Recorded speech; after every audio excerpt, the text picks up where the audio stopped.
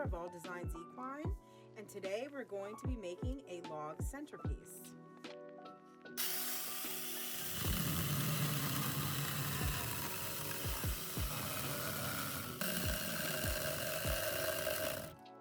Okay, got that pretty good there.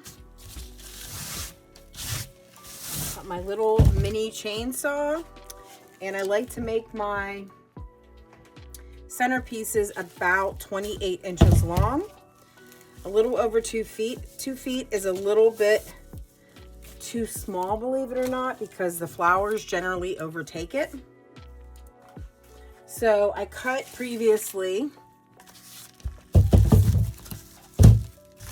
another thicker log, and then I have another thinner wood piece.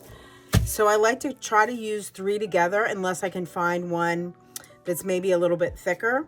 In the spring, a lot of times I'll go out and I will just kind of hunt for some pretty cool logs. But in the winter, I usually just buy birch logs from like Michael's or Hobby Lobby. So I try to put them together so that they're gonna lie pretty flat. And then I put this third smaller one on the top. And then I'm going to cable tie them together. And this cable tie is not long enough, so I'm going to make a longer cable tie. I'm gonna slide that under there. This is great. A lot of people love the Southwestern look, or a more rustic look. Today we're going to be doing one with succulents. So that'll kind of be more in the Southwestern theme. But this really can be great even if you aren't, you don't have Southwestern decor in your home. It's just kind of a cool and different centerpiece. So they're very popular and I really love them as well. This also works really well on a mantle or on like a TV stand or something cool like that, or even in your outside patio. So I'm going to double cable tie this together because I want it to be really secure. And I also do cover the bottom so that it's not going to scratch a table or something like that. But for today's purposes, just to show you what I'm going to do, I'm not going to do that. So I'm just going to cut this off and I will cover all my pieces. Okay, next I'm going to put the styrofoam on, so obviously we can put the flowers in. And I cut out a little gully here so that the log will fit snugly in here. So I'm going to glue it, but at the very end I'm going to actually take some wire and wire it on so that it doesn't come away from the little logs at all. And you can also even Gorilla Tape it on if you want, but just so that it stays nice and snug in here. We don't want it too high off the logs because it's okay. I flipped it over so that the weight of the logs would also help it, and I'm going to tighten it around here, and then the fun part starts. If you want to check out my short that I just did recently with my niece called Extreme Crafting, it's actually pretty funny. Mostly because it's closer to the truth of crafting than what people think. There's a lot of tools that I use in crafting, and I also get hurt a lot when I'm crafting, which you would not think. But it happens. I burn myself, I drop things on myself, I cut myself, although I do try to be very careful, but it is kind of what happens when you're dealing with different tools and you're trying to rush through projects to get people's items out the door. Okay, now the fun part, actually doing the decorating and the creation, which is obviously the best part of it. Now, if you have problems coming up with ideas, as we all do, everybody in the crafting community, the art community, needs some inspiration. So, I mean, you can get inspiration by, you know, going on Pinterest and looking through some things, trying to look at your own home and see what kind of colors you like together.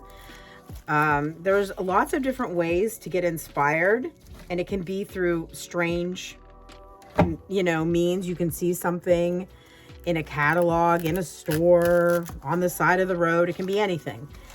And you know, all those things have happened to me, and I'm just like, wow, that would be really cool. I wonder if I could make a wreath out of that, or use those color combinations, or use those flower combinations. But if you get stuck, you know, Pinterest is great, as well as magazines, or going on Etsy, where I'm from, to try to find some inspiration. Now, I do not recommend, obviously, copying somebody's work. And I sort of had something like that happen to me recently, or happened to my daughter, I should say, where she found out someone was basically copying her work just by looking at her picture and then selling it for cheaper. Now, even though this is not a copyright law, like your work isn't copyrighted, it is actually just not very ethical to do something like that. A rule of thumb is to change the art or the craft by a minimum of 30%. You don't want to take somebody's work and literally recopy it exactly and then try to sell it. That just isn't, you know, a good way to do business. So I would definitely not recommend that. I will actually try to post the 2 photos.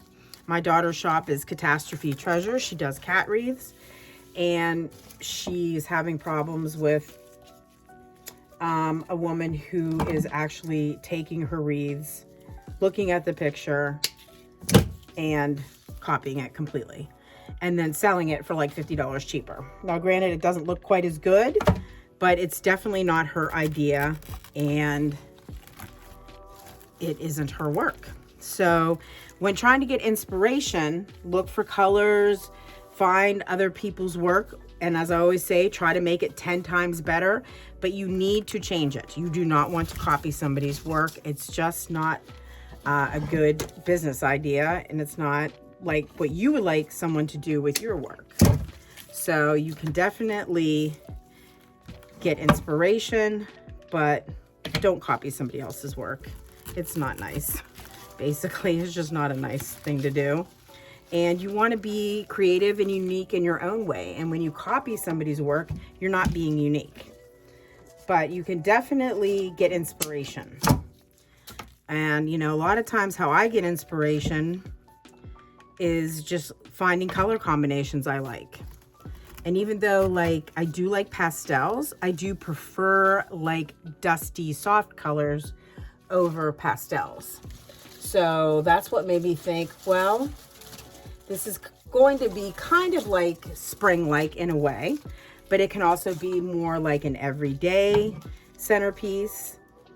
And it actually could go into fall, because dusty pastel-y colors can also be used in fall, but they can also be used for spring. So it works really well. And I haven't done this before, so we're gonna give it a go and see how it turns out. So I'm using this flat greenery to basically make the shape. And then I'm using this dusty brown fern that I love. And I'm going to add some dimension with that and make the colors not so bright, because I'm going to use also some dusty greenery.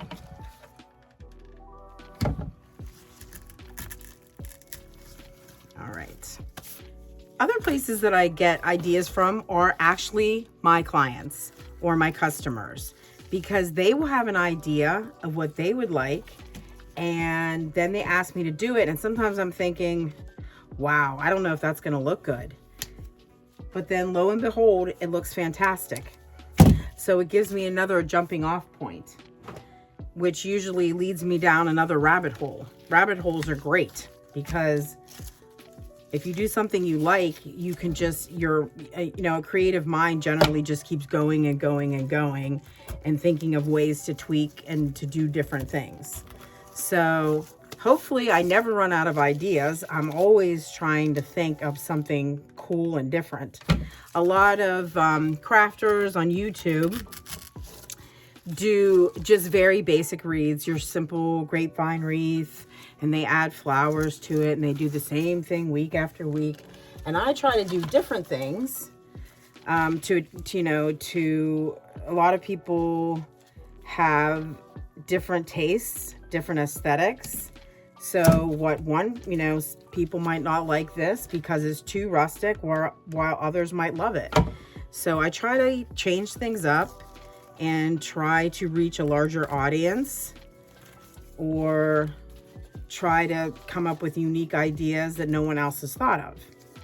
But I don't really want to be doing the same wreath time after time. I will try to change it up as much as I can.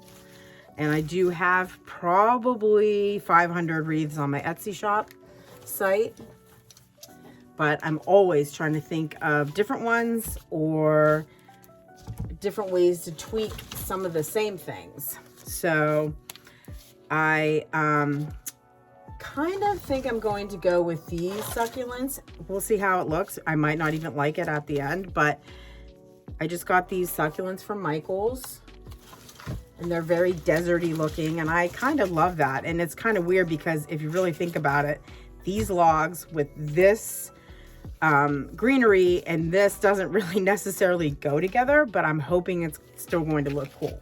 Sometimes, I'll be reaching a little bit, but usually the end result is pretty good. Now I'm going to use a little bit of the dusty, this is like a dusty pinky orange, and I'm like a coral color almost, and I'm going to use that a little bit as well.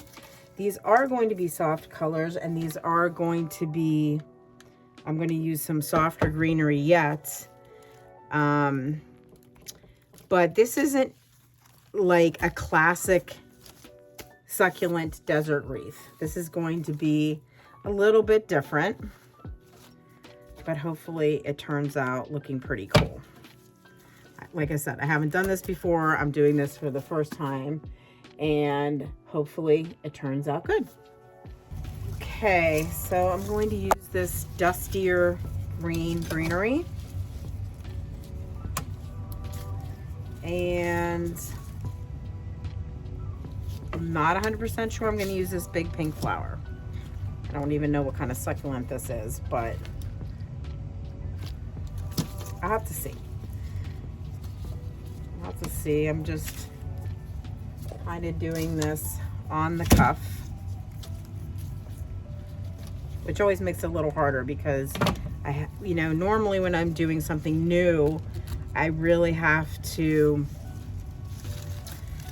rip things apart, put them together, try to figure out what's going to look good. I mean, generally I'll have an idea, but sometimes even my ideas aren't always the greatest.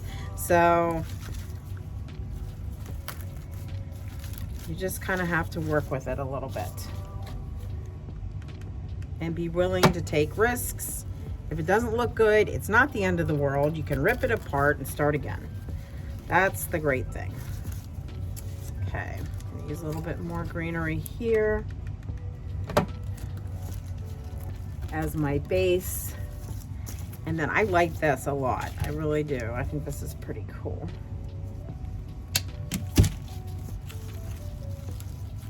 Something like that.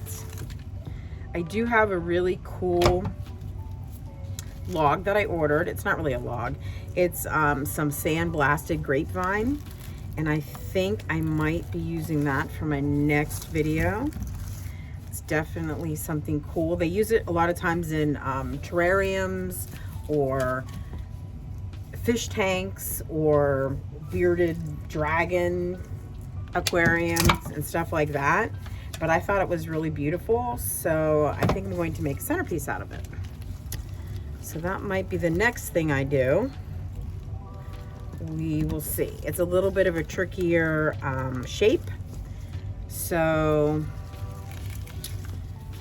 it will definitely be a little bit challenging, but it'll be another one that I'm probably going to be doing for the first time on camera, which, like I said, is a little bit more difficult because I'm trying to think my way through it without boring everybody to death. So I'm going to use these thistles also because it kind of gives the same kind of vibe. And I'll have to see if I have any horns, because a lot of people like horns or pheasant feathers or things like that in their rustic log wreaths, even though this is a little bit different because it is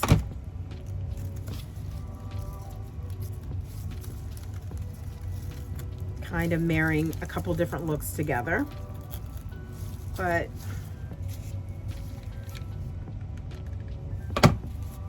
we're gonna see what we can do.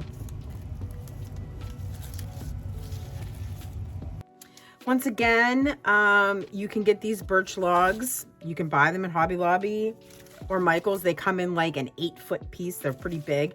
That's why I have to use my handy dandy mini chainsaw.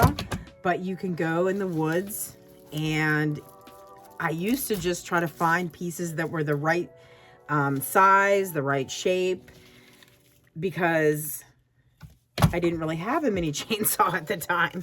So I did find things like that you can, use if you don't have access to like a saw, or you just don't want to use one. My kids very angry with me because I used to use this giant, I don't even know what the heck it was, some kind of electric mammoth saw, and it was pretty dangerous.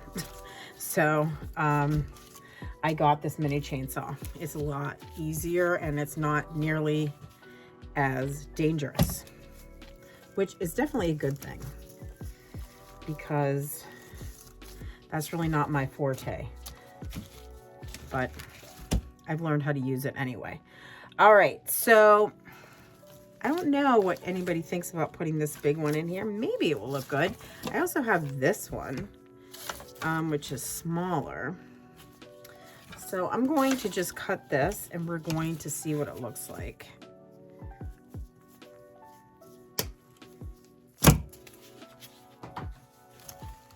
All right. And I kind of do like it, I guess. Let's just put it in here. I won't glue it in case I decide I don't like it. It's kind of hard. Maybe something that goes like here and here. And then I might even add wood flowers, but maybe not. Like I said, I don't know if it's gonna look good. I mean, it kind of goes with this vibe. So, I create my own vibe. What can I say? All right, I think I am gonna commit to this. You can let me know in the comments if you actually like this or this was a mistake. Not to say that anything is really a mistake, but there's definitely sometimes where you need to edit. Sometimes, it's better, the less is more does often hold true.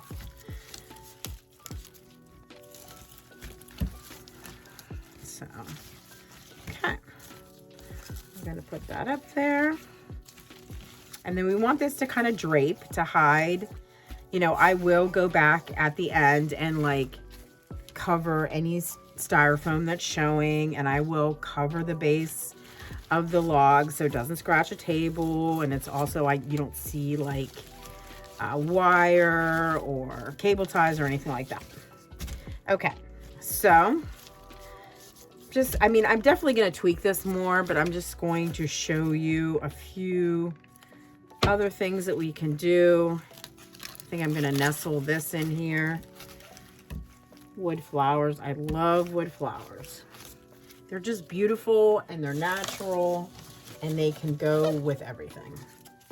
So I use solar wood flowers. I also can get, I order those online, but I also sometimes go to Hobby Lobby. They'll have wood flowers. yeah, I think that looks pretty good actually. Now, you can add more color. You could add, because like an orange, if you want to get a little bit more vibrant. You know, a lot of people like the orange and the teal colors together, which are very pretty. But I think this looks good with just these colors. So I'm going to keep these dusty, muted, soft colors in here. And other things, like I said, I don't have pheasant feathers right now at this particular moment. But also people do like horns and stuff like that. You can do horns in your centerpiece. I'm not going to do it with this one, but just to show you what it can look like. And if I do the horns in the centerpiece, I take wire, like really heavy duty wire, and I wrap it, and then I stick it into the styrofoam, and I kind of just figure out where I want to place it. That looks kind of good right like that. And this one looked kind of cool, kind of sticking up gnarly like that. So I'll just put it in there, and then I will actually glue the wire into the styrofoam really good. And so then you can have horns in it, and it looks very, it even looks kind of, I mean, the reason I like horns basically is just because they're kind of have this really cool shape. And that's more what I'm about than anything. I'm not really into killing poor little deer, but they do have a really cool shape. So I do like that. So anyway, if you like this video, please subscribe to my channel, give it a thumbs up, and comment if you have any ideas for anything else in the future. I'm doing a giveaway until January 30th. In my previous video, but if you subscribe to my channel and then go to my All Designs Equine Facebook business page, and under the giveaway post, just comment done, you will be entered in the giveaway. Alrighty, until next time, I hope you enjoyed this video.